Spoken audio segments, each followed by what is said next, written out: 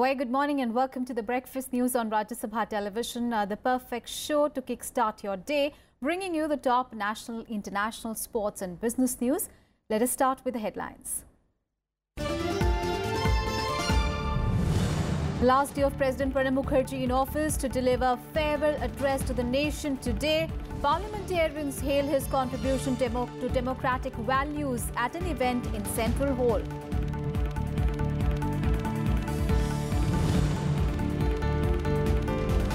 Nine soldiers among 11 killed this month in ceasefire violations as Pak Army supports Jamaat-ud-Dawa's campaign. Terrorists killed as Indian Army foils infiltration bid in Machil.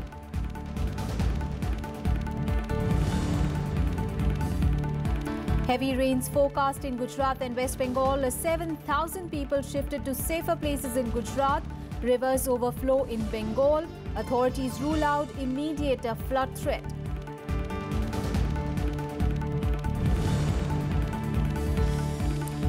Two Jordanians killed and an Israeli wounded in a shooting incident at the Israeli embassy in Amman. Incident in the backdrop of anti-Israeli protests in the Jordanian capital.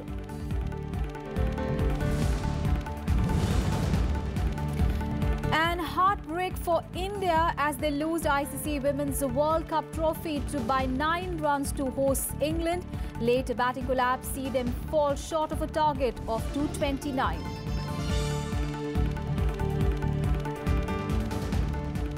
It is the last day of President Pranab Mukherjee's tenure in office. He demits the office after heading it for 5 years as the constitutional head of the state. He took office on 25th of July 2012. Now, President-elect Ram Nath Kovind will take oath as the 14th President of India on Tuesday. He will be delivering a farewell address to the nation at 7:30 p.m. Parliamentarians bid farewell to outgoing President Pranab Mukherjee at a function held at the Central Hall of Parliament on Sunday. Leaders hailed him for his contribution in upholding democratic values. The President in turn thanked the Prime Minister for his advice. He also underlined the need for debate and discussion in a democracy. However, he lamented the decreasing time being devoted to legislation. Members of Parliament bid farewell to outgoing President Pranab Mukherjee at a gala ceremony in the Central Parliament on Sunday. Leaders recalled his contribution in upholding democratic values. We, the parliamentarians, have assembled here today to bid you a fond farewell on the eve of your demitting the august office of the President of the Republic of India, which you have adorned the last 5 years with great distinction and dignity. This is indeed a solemn occasion for each one of us to express our profound respect and regards to you. Vice President Mohammad Hamid Ansari complimented Pranab Mukherjee for the manner in which he essayed the role of the President. His contributions in enriching our national life, parliamentary institutions and political discourse are highly regarded, along with his unshakable belief in the idea of India.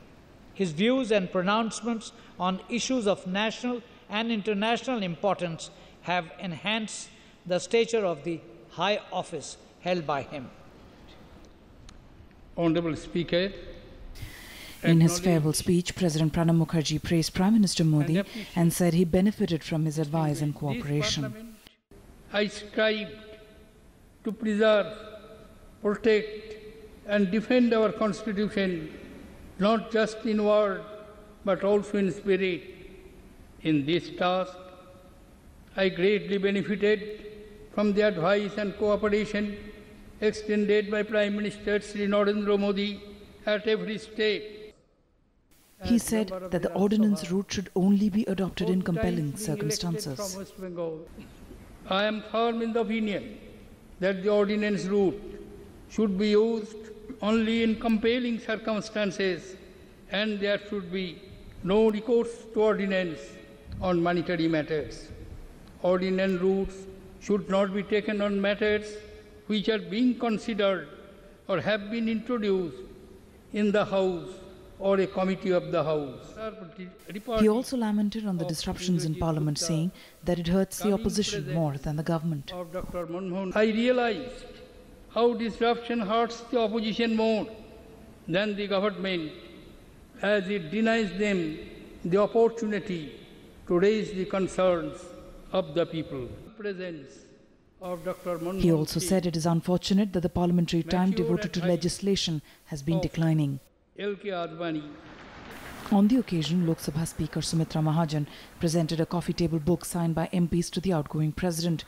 Leaders from different political parties, including former Prime Ministers Dr. Manmohan Singh and H.D. Devagowda, Congress President Sonia Gandhi, BJP veteran L.K. Advani, JDU leader Sharad Yadav and SP Patriarch Mulayam Singh Yadav attended the function, besides several union ministers.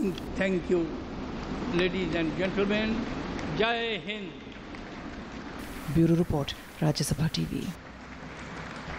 News from Uttar Pradesh. And after quitting from Parliament, BSP Chief Mayawati on Sunday said that her party would launch a statewide program from 18th of September to protest the anti-Dalit stand of the BJP. Now, Mayawati said that she resigned from the Rajya Sabha on 18th of July, accusing the chair of not allowing her to raise the issue of anti-Dalit violence in Saharanpur in Uttar Pradesh. She further stated that every month starting this September, party workers from 2 UP divisions would hold programs in which she would also participate. She announced the program after a strategy session with her party MPs, legislators and other leaders. Meanwhile, attacking Mayawati, BJP termed her resignation as a drama and pointed out that her tenure in the House was coming to an end in April next year. हमारी party ने ये फैसला लिया, ये तहिया किया कि अब हमारी पार्टी इनको पूरे देश में व खासकर उत्तर प्रदेश में इनकी इस मानसिकता का व रवैये का जरूर पर्दाफाश करेगी व इन लोगों को बड़े पैमाने पर, जो दुखी पीड़ित लोग हैं पूरे देश में, इन लोगों को बड़े पैमाने पर संगठित भी करेगी, ताकि आगे चलकर फिर बीजेपी व इनके एनडीए को सत्ता से बाहर करके फिर ये लोग इनके इस जातिवादी व तानाशाही वाले रवैये से मुक्ति पा सके। और ये कार्यक्रम उत्तर प्रदेश में हर महीने 18 तारीख को ही केवल एक स्थान पर 2 मंडलों को मिलाकर मंडल स्तरीय कार्यकर्ता सम्मेलन के रूप में होगा, जिसमें हर महीने 18 तारीख को मैं खुद पहुंचने वाली हूँ। News from Bengaluru, where the 3-day B.R. Ambedkar International Conference drew to a close on Sunday with the launch of the Bengaluru Declaration. Now, the declaration promises a new beginning, outlining tangible policies that will redefine the idea of India. The leaders of the Congress party said that this declaration would be implemented in all the states ruled by the party. The Bengaluru Declaration was released by Chief Minister of Karnataka in the presence of many senior leaders of the Congress party. The declaration makes 40 points, including safeguarding individual rights, strengthening the democratic institutions and ensuring the rule of law. Was a first for all of us. Hopefully, we will convert this into the World Equity Forum in the coming years. Friends, we have come a long way over the last 70 years.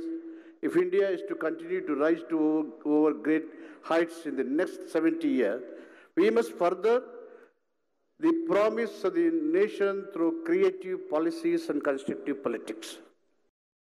The declaration also talks about the reservation for SC and STs and oppressed communities in employment and promotions. The needs and aspirations of all Indians with particular focus on SCs, STs, OBCs, minorities and women. We hope it will be a starting point for an alliance of equity of all progressive forces committed to safeguarding the idea of India. Allow me to read the recommendations we have all proposed. The first section is called Safeguarding the People. The Congress party hopes this conference and the resultant declaration will help it reclaim lost ground among Dalits and minority communities. Shyam Sundar's report for Rajya Sabha TV. More news from the Congress's camp, and a veteran leader, Shankersinh Vaghela, who quit the Congress a few days ago, resigned as the leader of the opposition in the Gujarat Assembly on Sunday.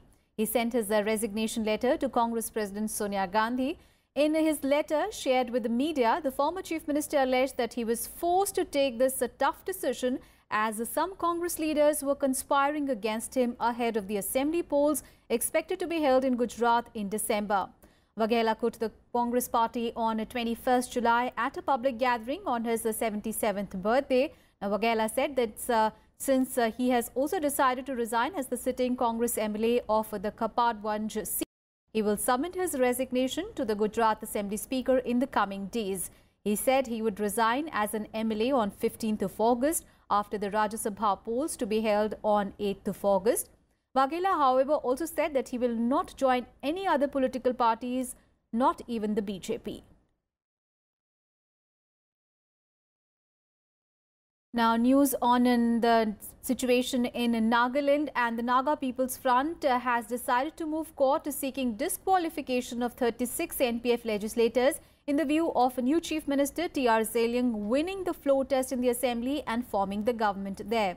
The petition will be filed today in the Kohima bench of the Guwahati High Court.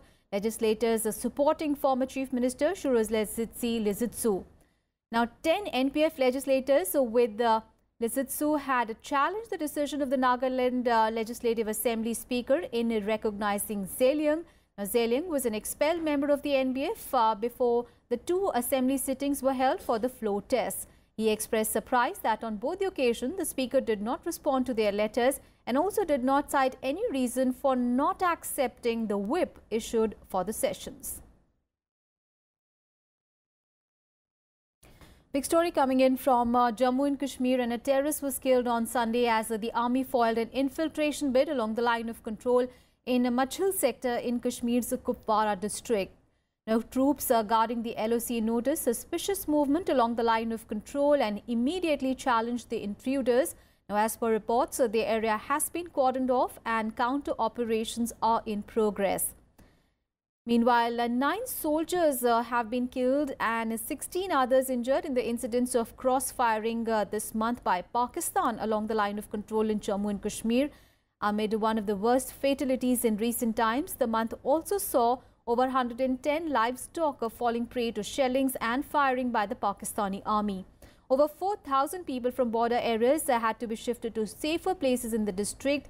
The security agencies attributed the increased shelling and firing by Pakistani army to their support to the Pakistan-based terror group, the Jamaat-ud-Dawa's Year of Kashmir campaign, to make the LOC more active to highlight the Kashmir issue.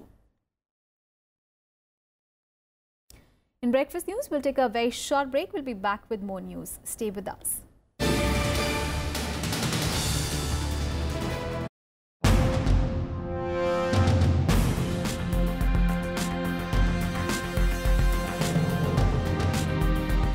जब गुलाम थे तो वंदे मातरम गाते थे तो jail में फेंका जाता था।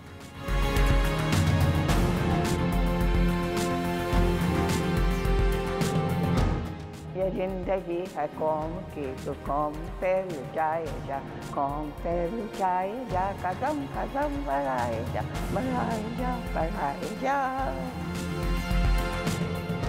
आज़ादी लेना कोई मुश्किल काम नहीं है, आज़ादी तो मिल ही जाएगा, लेकिन आज़ादी के बाद उस देश को, अपने देश को मेंटेन करना is the most big problem.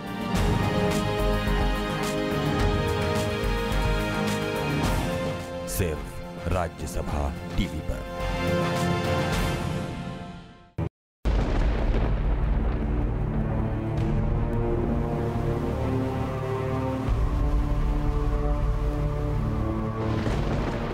This is Kibutu in Arunachal Pradesh, east point east on the map of India. Kibutu is dangerously close to the Chinese pressure point.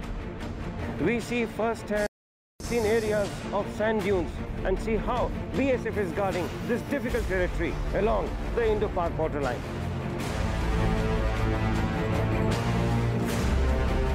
We are now slowly entering into the interior-most parts of the Sir Creek area. Indo-Tibetan Border Police Force justifies each word of this thing. Watch super exclusive episodes of National Security series only on Rajya Sabha television.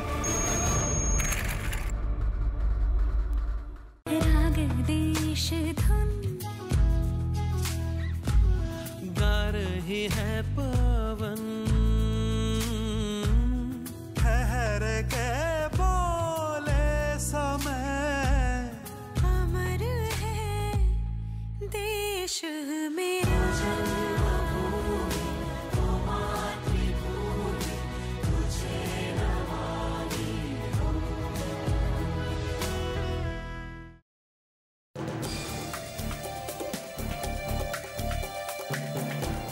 Hello and welcome, I'm Amritanshu Rai and you're watching Law of the Land. It was bound to fail on the very day it was implemented. From the very beginning, we have started compromising with the college. 2 lakh सरकारी school बंद हो चुके हैं, देश का भविष्य बर्बाद हो रहा है ना. Watch Law of the Land on Rajya Sabha television.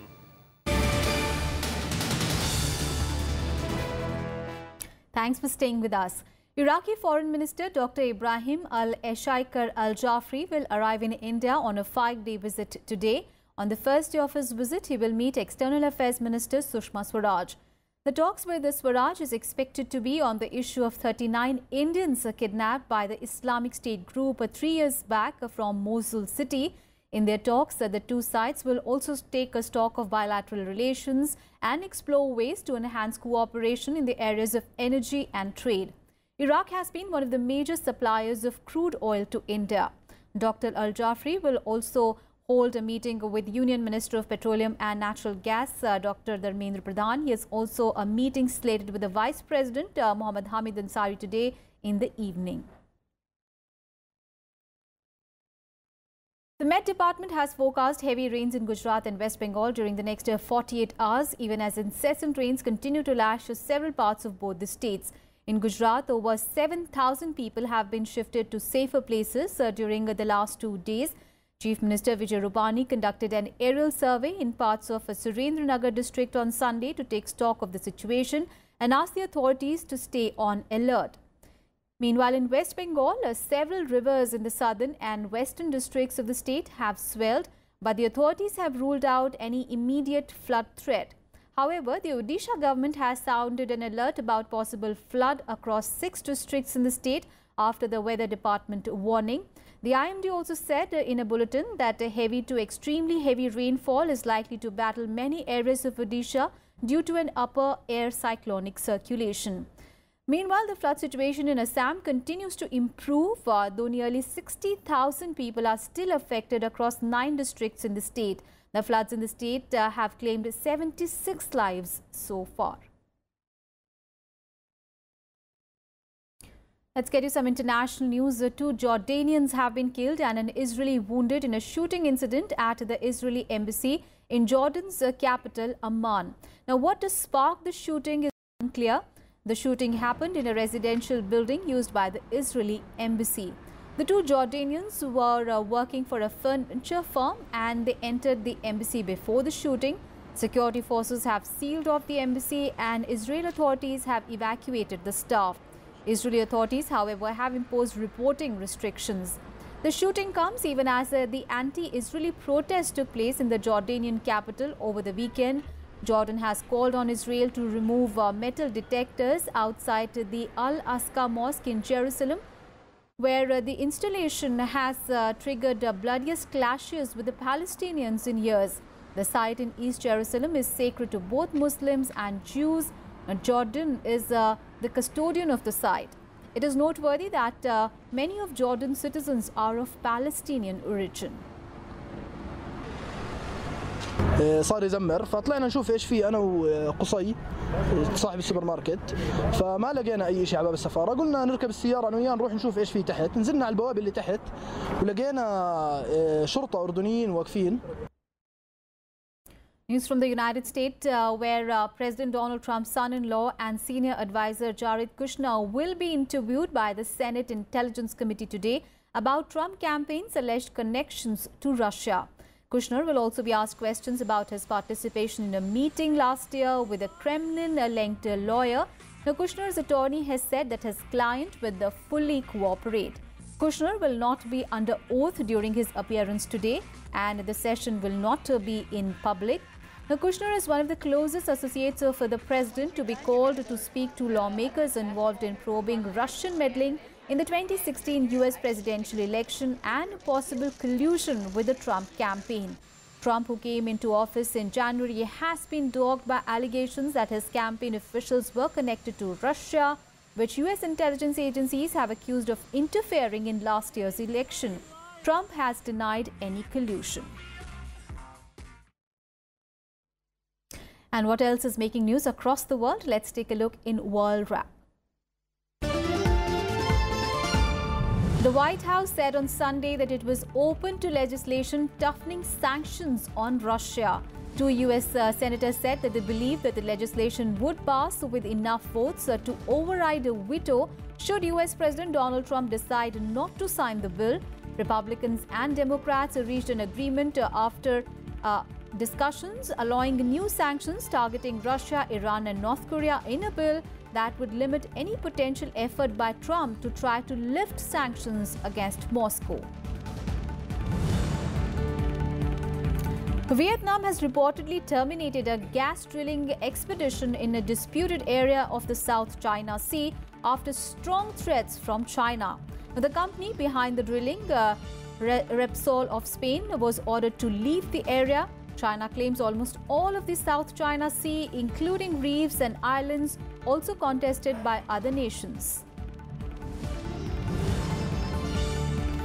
Pakistan has received a Russian-made Mi-171E non-combat helicopter, the second such chopper to be delivered to the country this year, indicating growing ties between Islamabad and Moscow. The Mi-171E is a civilian variant of the Mi-17 military cargo helicopter, which is already in service in the Pakistani army. The second helicopter was ordered by Pakistan's restive Balochistan province.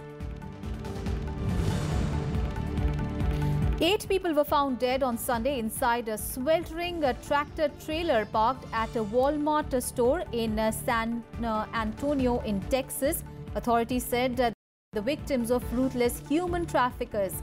Another 30 people, many in critical condition and suffering from heat stroke and exhaustion, were also in the trailer, which lacked air conditioning or water supply. The truck's driver was arrested and will face charges.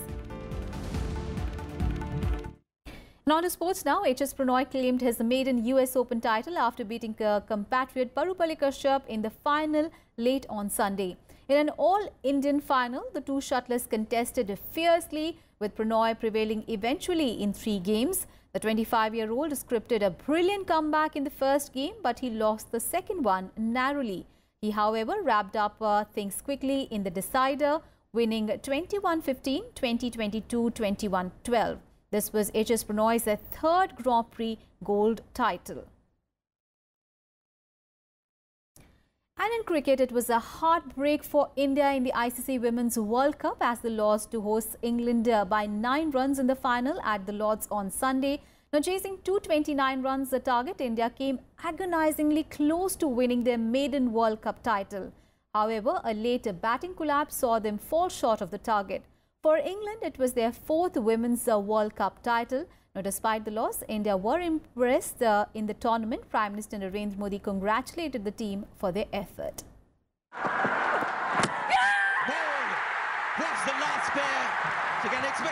It was so near yet so far for the Indian women's cricket team as they lost to England by a narrow margin of 9 runs in the ICC Women's World Cup final at Lords on Sunday. In a thrilling finish, hosts England made a stunning comeback, picking up India's last 7 wickets for just 28 runs to lift their 4th Women's World Cup title. Could be out, yes, taken. Dipti Sharma is gone. India have lost their 9, but more importantly... Chasing a target of 229 runs, India looked on course for victory at 191 for 3 in the 43rd over. But a stunning spell of seam bowling by Anya Shrubsole turned the game on its head.